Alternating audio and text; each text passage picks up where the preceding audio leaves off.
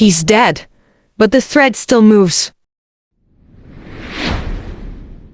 They thought Yu Menglong's death was the end of everything, but instead, after he died, the red thread in his practice room began moving on its own every night at 2am. It kept growing longer as if it was coming out of something or someone. Several staff members reported hearing light footsteps, like someone dragging the thread across the entire floor. Since then, no one has ever dared to work overtime again. Hey guys, before we start, don't forget to hit subscribe and turn on the notification bells so you won't miss any terrifying horror stories like this one. From that night on, Lee Kyun's life was never the same again. She always felt something lurking around her. Something invisible but always present in empty spaces and mirrors. Every time she closed her eyes, that shadow appeared in her dreams, staring at her with cold, black eyes, full of demand, and in its right hand, it always clutched a red thread that moved on its own, as if waiting for the right moment to ensnare her more tightly. She tried to pretend to be normal during the day, writing blogs, attending lectures, and meeting friends, but behind it all, fear slowly turned into an indescribable pain. Sometimes her right hand felt like it was being pulled towards something far away, and the red thread, though invisible to others, always felt like it was clinging to her skin, smooth but cold and pressing. One night, Lee Kyun decided to return to the 798 museum. She knew it was risky, but there was an urge she couldn't resist, an urge to find answers. She slipped past the fence, walking through the dark corridors with a flashlight that barely illuminated the way. The air inside was so cold, damp and heavy, as if an invisible hand was pressing down on every breath she took. In every corner, the shadows of the paintings seemed to move, staring at her, as if following her. But every time she turned around, there was no one there. Lee Kyun began to feel her right hand being pulled lightly, and when she looked at the floor, there was nothing, just a long shadow of the flashlight beam trembling. She arrived at the exhibition room where Menglong was found, empty, silent. The spotlights were off. Only moonlight penetrated the high windows in the wall. In the middle of the room, there was the same large mirror that first recorded Menglong's shadow. Lee Kyun stared at it, and as before, she saw something that made her heart race. The reflection in the mirror was not exactly the same as herself. There was another figure, tall, slender, with a pale face and deep black eyes staring straight at her. The red thread dangled from the figure's wrist, circling in the air, moving slowly as if alive. She tried to back away, but her feet seemed stuck to the floor. Her breath began to catch. "It's just a shadow, just a shadow," she muttered, trying to calm herself, but the voice appeared again, soft, eerie, like a whisper from an immeasurable distance. "You have spoken my name, now you are bound." Lee Kyun screamed, but her voice seemed swallowed by the empty walls. The red thread slowly moved closer to her, circling her wrist, more real now than ever before. She pulled her hand away, but the thread was stronger, like a living rope holding back her every movement. Lee Kyun fell to the floor. She stared at the mirror and saw Menglong's shadow smiling, a cool but cold smile, full of certainty. "You will not be able to leave," the figure said in a voice that echoed in her head. "I'm waiting for you." Lee Kyun's eyes began to water. Her body trembled. She tried to stand up, but every step felt heavy, as if pulled by a force she didn't understand. She realized this was not just a dream or suggestion. This was real. And the only way out was to understand the red thread.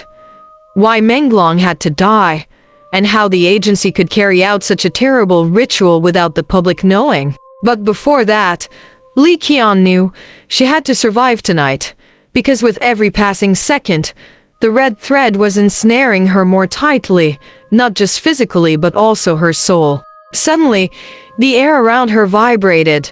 The shadow in the mirror moved, turning towards the back wall, then back to her. This time, Lee Kyun saw something she hadn't noticed before. On the floor, there was a faint symbol that seemed to be carved from dust, a small circle with a thin red line crossing it, surrounding the mirror. She leaned closer, and as if hypnotized, she touched a symbol. Instantly, the entire room changed. The spotlights turned on by themselves, illuminating the previously dark corners of the room. The art statues seemed to come to life, their heads swaying slowly, their empty eyes following her every move. The red threads now floated in the air, forming patterns that ensnared her from all directions. Li Qian tried to run, but her feet and hands felt heavy, as if held back by a strange gravity. The sound of footsteps echoed behind her, but when she turned around, the hallway was empty. Her breath quickened, and in her ears, she heard another whisper, this time clear, repeating, calling her name. Li Qian, you have entered. She stumbled and fell. The red thread was now completely wrapped around her wrists, moving up her arms, shoulders, all the way to her neck. Li Qian writhed, screamed, but no sound came out. The room spun around her, the lights flickered, shadows moved, and in the mirror, Menglong's figure appeared clearer. His body bent, his face pale with a forced smile, his eyes staring straight at Li Qian. You will understand, like I understood before, the voice whispered. Everyone who wants to know the truth must pay the price. Li Qian felt pain in her head and chest. Her heart felt like it was being pressed by something heavy. In her panic, she remembered the old stories about the agency performing rituals. Every artist who signed a big contract, according to rumors, had to participate in a secret ritual. They were locked in a special room, tied with red threads, and had to endure a night of ritual that bound their souls to the destiny of fame. Some survived, some didn't, and some of the biggest names in the Asian entertainment world were said to be on that list. Yu Menglong, it turned out, was one of them. And now, Li Qian realized she wasn't just looking for the truth. She was entering the same circle. In the midst of that panic, Li Qian saw Menglong's shadow in the mirror reaching out, slowly, towards his own thread that was now wrapped around Li Qian's arm. Li Qian's hand felt something cold but strong penetrating her skin, seeping into her nerves, as if the thread was alive, had intention, had consciousness. She tried to pull away, but the red thread was stronger than her will. Suddenly, she felt a deep pull, as if being drawn into the mirror. The room spun. Shadows and reality mixed.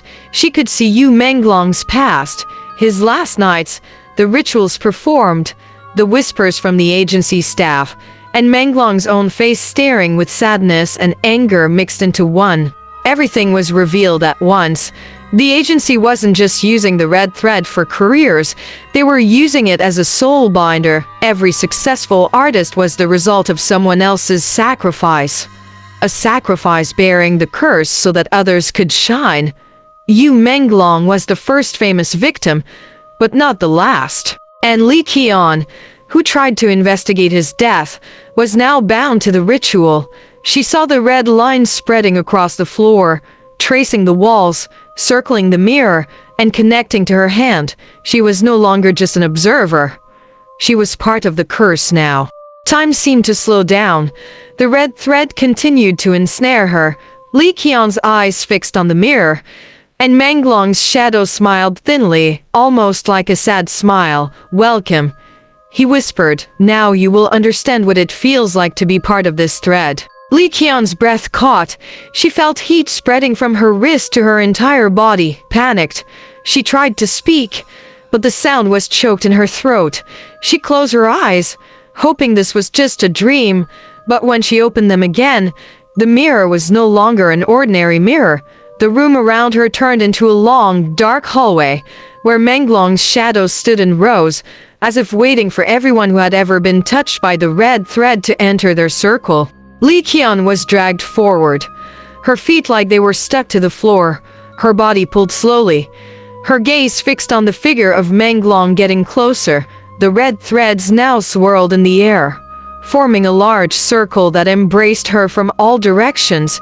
She tried to scream, run, kick, but all efforts were in vain. The real world, the museum, the spotlights, all disappeared. All that remained was shadows, red threads, and a deep fear.